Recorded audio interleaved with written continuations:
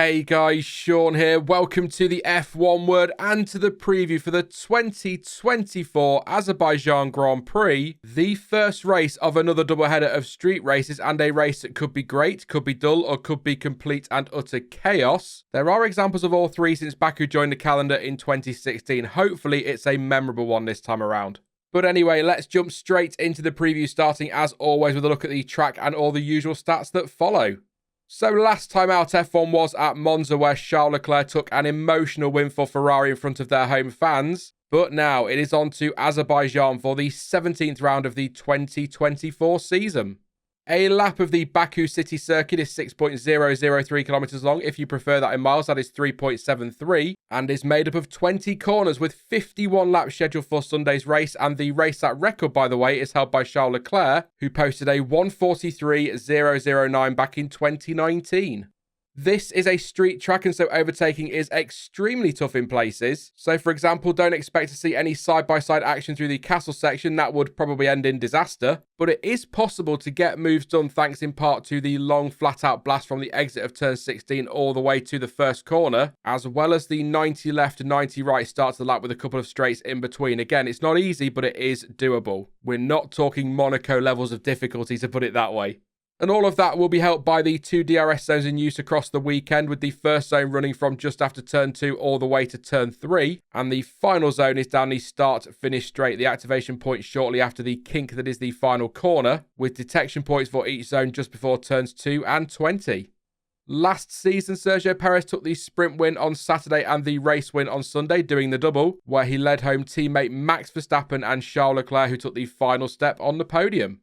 And did you know, Charles Leclerc has taken pole position each of the last 3 seasons at Baku, but has failed to convert every single one of them into victory for one reason or another, his best finishing position being P3 in 2023.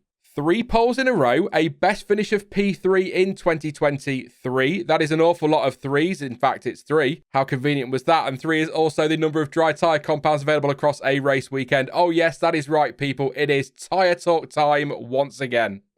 The compounds available for this one then are the softest in the Pirelli range, and so they are the hard C3, the medium C4 and the soft C5.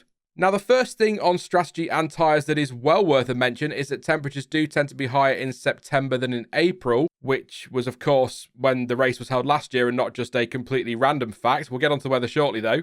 Tyre stress is moderate at Baku and abrasion is low, but the high speeds cars reach, especially down the main straight, will put the tyres through their paces, with Pirelli pointing out the downforce generated by the current crop of cars will add to that. And although, as mentioned earlier, it's not impossible to overtake, it is still tough, and so track position is king, so teams won't want to be making too many stops during the race on Sunday. In fact, last year's winning strategy was a one-stopper, with Sergio Perez starting on the medium tyres before pitting on lap 11 to change to the hards, which he ran to the end of the race. His strategy helped by the safety car being deployed on his pit lap after Nick de Vries stopped on track, and almost every driver had made their first and in most cases only stop by the end of lap 11. Worth noting that Esteban Ocon started the race on the hard tyres and ran them all the way to lap 50 where he put the softs on. Nico Hülkenberg doing pretty much the same thing, although he did pit a lap earlier. A few other points on strategy across the weekend. So track evolution will be high because the circuit is normally opened up to city traffic. The wind can be a big factor too, and it can upset the car's handling. Maybe not a massive shock given that Baku is nicknamed the City of Winds. The total pit lane lost time last year was largely between 20 and 22 seconds. The safety car, perhaps unsurprisingly, does like to make an appearance in Baku, with 4 of the 7 races at the track featuring at least 1 full safety car period. And all but 1 race, that's the 2016 European Grand Prix as it was known then, have featured either a safety car or virtual safety car intervention at some point.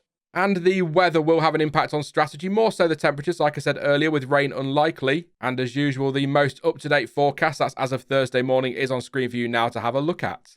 And your schedule for this one is a little bit earlier than the usual European times we've had over recent months. So, as always, FP1 will kick the weekend off on Friday from 10:30 AM BST, and FP2 takes place later that same day at 2 PM. Saturday's F1 action starts with FP3, and that is at 9:30 AM with qualifying underway from 1 PM. And it is lights out for the race on Sunday at 12 PM, midday if you prefer, and once again that is in UK time. Now, before I make my usual round of, let's face it, terrible predictions, let's have a quick run through 3 news stories or talking points that have been doing the rounds ahead of the weekend in Baku. First up, and on the off chance you may have somehow managed to miss it, it was confirmed on Tuesday that Adrian Newey will join Aston Martin in 2025. Yes, I know, F1's latest worst-kept secret is finally out of the bag. The massively successful designer will begin working at the team's Silverstone headquarters from March 1st, 2025, and will take up a brand new role as managing technical partner. In the team's press release, Newey is quoted as saying that he is thrilled to be joining Aston Martin, and he has been hugely inspired and impressed by the passion and commitment that Lawrence Stroll brings to everything he is involved with, adding that Stroll is determined to create a world-beating team. Honestly, not much more to add on this story, but if you would like to hear my thoughts on all of this, then check out the link on screen and give the Why Adrian Newey's Aston Martin move makes sense video a watch. Spoiler alert, it's not all about the money, although that probably did help. Moving on, and the FIA has announced that all 10 teams were found in compliance with the budget cap restrictions last season, but did also find procedural breaches with Alpine and Honda in its F1 2023 cost cap review, although it's got to be said neither have exceeded the cost cap level. The nature of the breach has not been identified specifically by the FIA, but these breaches can be defined by rule breaks such as late submissions of documents, submitting paperwork deemed inaccurate, incomplete or misleading, or failure to follow requests by the cost cap administration. The statement from the FIA also says that considering the nature of the breach, the complexities of the new financial regulations for power unit manufacturers, and the challenges associated with the first year of implementation, the CCA, again that's the cost cap administration, intends to propose to the two power unit manufacturers to settle their respective breaches by means of the infamous, let's say, accepted breach agreement. It adds that both Alpine Racing, SAS and HRC have acted at all times in good faith and are currently cooperating with the CCA to finalise the matter. And it's a big weekend for Ollie Bearman, who will replace Kevin Magnussen at this weekend's Azerbaijan Grand Prix, following the Dane's suspension for hitting the 12 penalty point limit on his super licence at Monza. It will be the second time this season that Bearman has been given the chance to race following his outing in Jeddah earlier this year where he filled in for Carlos Sainz, but it will be his first full weekend in an F1 race seat and his first race weekend with the team he will be driving for full-time in 2025. Ahead of the weekend, Bearman said he's excited about getting back inside a Formula 1 car and competing in his first full weekend, as well as saying that being able to build on his FP1 experiences is a really exciting prospect. He also explained that he's already spent time in the simulator in preparation for the event at Baku, and his focus will be on building up to speed in as measured a way as possible. Now look, I'm not going to pretend he's on for a win or anything mad like that, although it is Baku, so I guess you never know what could happen. But it is worth a mention that Bearman won both the F2 Sprint and Feature Race in 2023, so he's gone well here before. F1 is of course though a very different animal. Right then, time to make some predictions, and as always, please do not take these too seriously. They're just a little bit of fun, but if you do disagree with my picks, which you absolutely should, then you can let me know yours in the comment section down below. And last time, well, it wasn't any better than Zandvoort, really. Wrong on pretty much everything, so let's forget we saw that graphic and move on. This week, I really do not know. At this point, given how far off my predictions have been in the last few races, I may as well be pulling names out of a hat. Add to that the fact that Baku can throw up the unpredictable and how close the field is at the front, I have no idea. McLaren will, though, surely be the favourites given their performances over the last few races, and Ferrari's resurgence at Monza has thrown them into contention too, although they have already played down their chances and Baku is a very different circuit in many ways to Monza as well. As for Mercedes and Red Bull, it really will be interesting to see where they fit into all of this over the weekend. Will they be challenging for the win, or will it be a battle to be the third best finishing team? Really interesting times ahead.